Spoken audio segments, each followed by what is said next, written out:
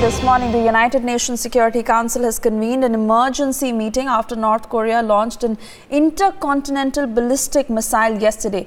Yesterday, after North Korea launched a ballistic missile, South Korea has agreed to seek additional sanctions against North Korea. In fact, we have reactions coming in from UN ambassadors of USA, Japan and China. Let's listen in. This is the 9th time this year that the Security Council has met in reference to North Korea.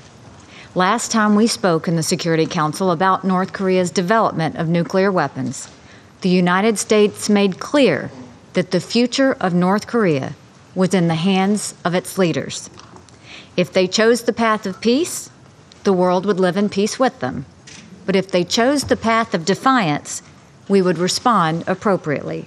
The continuing development of these missile systems demands that countries further isolate the Kim regime. So today, we call on all nations to cut off all ties with North Korea.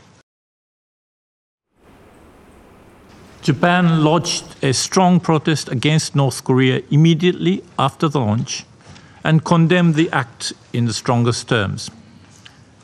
Japan demands that North Korea immediately cease all ballistic missile launches and nuclear development programs and provocations. Japan will never tolerate a nuclear-armed North Korea.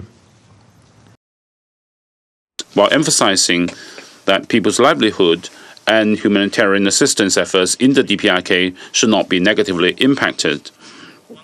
In view of the current grave situation on the Korean Peninsula, the top priority is for all the parties concerned to keep restraint, implement comprehensively and strictly relevant Security Council resolutions, and strive for an early resumption of dialogue and negotiations.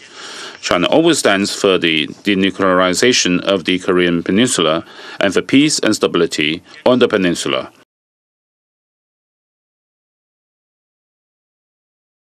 Well, the members of United Nations Security Council, like you heard, have strongly condemned North Korea's successful launch of the intercontinental ballistic missile. And during this emergency meet in New York, all of them came and agreed upon sanctions against North Korea.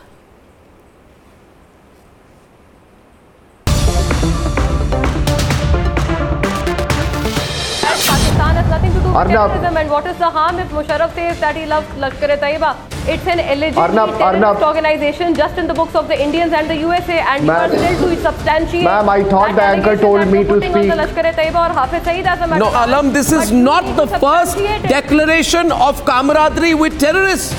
Your ex-president had said yesterday, I am the biggest supporter. Arnab, if you are saying Arnab, what Musharraf has said is the reality, that is the stark reality of Pakistan, and the reality is that it is the jihadi groups in Pakistan which are controlling politics and which is the actual military of Pakistan. Let